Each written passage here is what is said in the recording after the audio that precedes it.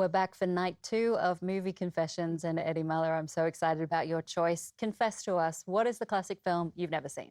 It Happened One Night. Yes, which is one of my favorites. First off, I haven't been to confession in quite a while. Just say 15 Hail Marys and watch the movie. And this is so odd because when this whole subject came up, I said, well, that's going to be kind of tough, finding a classic film that I haven't seen.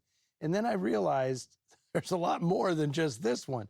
But I felt like I had seen this movie and then had to realize, no. Yes. I've actually never watched this movie all the way through. Yeah, because this is a film that is so much part of our consciousness as film lovers, as classic film lovers. There are clips that are used. It's been imitated countless times, parodied countless times. So how have you never watched it? Or at least you must have seen a lot of the film in clips beforehand. Oh my gosh. I mean, I felt like I knew the movie because, well, when I was becoming a movie fan, America at that time, in like the late 60s, early 70s, was just starting to reassess its movie history. Mm-hmm. And so I would go to the stores and things, and there'd be like posters, right? And it was always like Rick from Casablanca. Yeah. It was a poster. And there was posters from It Happened One Night. And you knew these things. They were already iconic. The hitchhiking scene. The carrot jumping, Bugs Bunny. The walls of Jericho. You know, like it's like emblazoned in your mind. It made me feel like, oh yeah, I know that movie. Mm. And I'd seen other Frank Capra movies, you know. I'd seen Meet John Doe and Mr. Smith and, you know. It's a Wonderful Life. It's a Wonderful Life. I'd even seen The Bitter Tea of General Yen. But I had never seen It Happen One Night. Well, this is one of those movies for me, and I know you have a lot of them too, that I wish I could scrub my brain and watch it for the first time because it is such a treat. I love watching it. Every time I watch it, I find something new. And we will get into your thoughts about the film after we see it. But I'm curious to know what your expectations of the movie were. Did you have any preconceived notions about what the story was going to be like or the characters? I thought it would just be charming and corny. Right? And it's charming.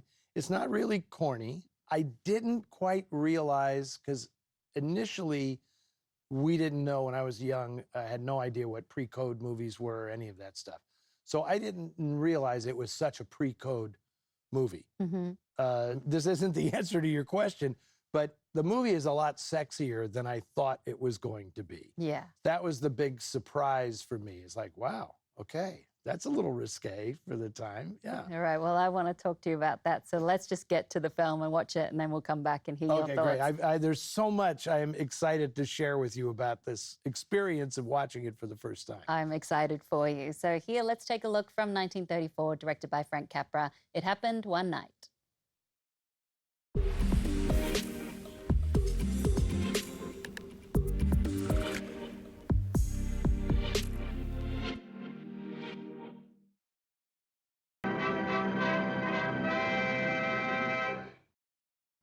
Eddie, I'm so excited to hear. Tell me all your thoughts. What did you think of It Happened One Night?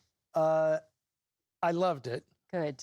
What blew my mind about this movie is every step of the way I'm thinking, I've seen this before, but only because I've seen so many other movies that used this as, it's the genesis of all these wonderful 30s romantic comedies, but I had never seen the original thing. You know? Yeah, this is the granddaddy of all rom-coms. You can see how many romantic comedies, even modern ones, have copied this template. I imagine in your world, something like A Maltese Falcon or Double Indemnity, where it's been copied so many times, it's been parodied so many times. You fear that the original has become derivative because of how many copies it's spurned. But how did you feel? Did it still feel fresh and new to you? Absolutely. In fact, one of the things that really surprised me was just how creative Frank Capra's direction was in the film. A lot of it, you feel we've just come into the talkies and they're relishing the dialogue. The whole static camera with the argument when they come in and they pretend to be married.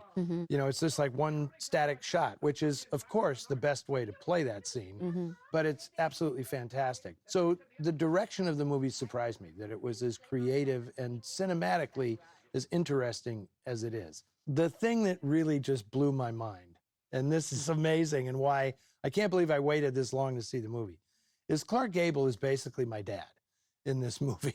I mean, was going to say, he does remind me of someone from a film noir, like sort of like scrappy underdog, charming. He's a newspaper man. And very intelligent, yeah. And I didn't realize, I mean, I knew for a fact that my mother kind of would always joke, you know, I married your father because he looks like Clark Gable, you know?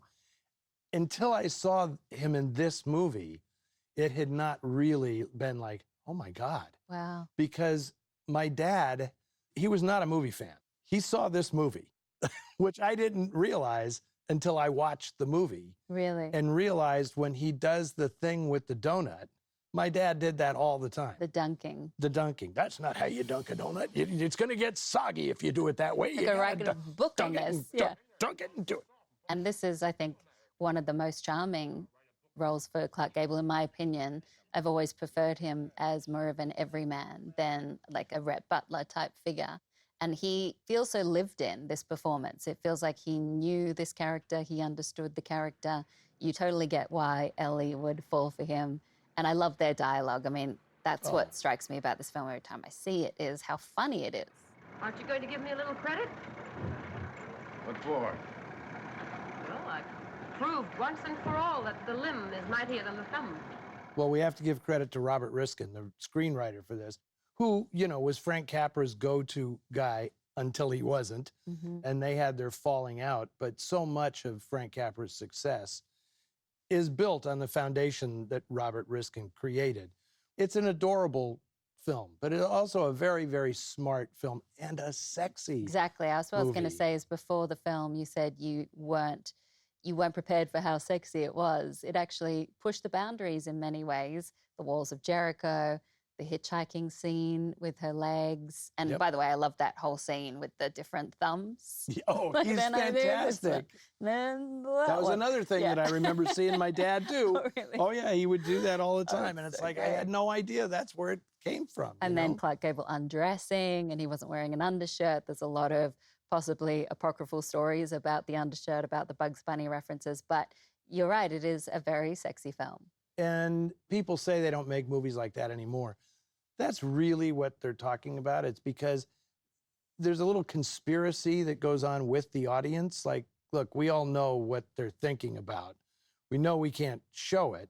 So we're going to play with that expectation, and it's going to be even more fun. And it's going to be even sexier. Even sexier. And I have to tell you that I don't know if I've seen any moment in a Hollywood movie like pre-1950 or something that is really as provocative and erotic and wonderful as when Claudette Colbert comes around the walls of Jericho in her pajamas, you know? But just that look on her face and everything, it's like, that was it. The minute I saw that, it was like, oh my God, this movie is incredible. Yeah, and it's a film that still plays well. If you show it on a big screen and you manage to get a packed crowd, they enjoy it, all ages. There's so much in there that feels still fresh and modern, even though it was made such a long time ago. Absolutely. So you liked it?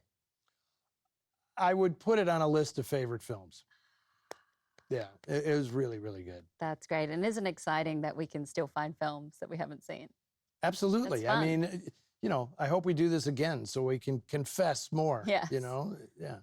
Well, your 'Cause- sins are absolved now. Thank you very much. Yeah. Well, thank you so much, Eddie. Always, Alicia, it is always a pleasure. Always. Well, I love talking to you, and I'm done tonight, but you are going to swap into this seat next, and you'll be taking Jacqueline Stewart's confession coming up after the break. Next on TCM, From Here to Eternity, then Rebel Without a Cause, and later the two Mrs. Carols. TCM does a double take tonight.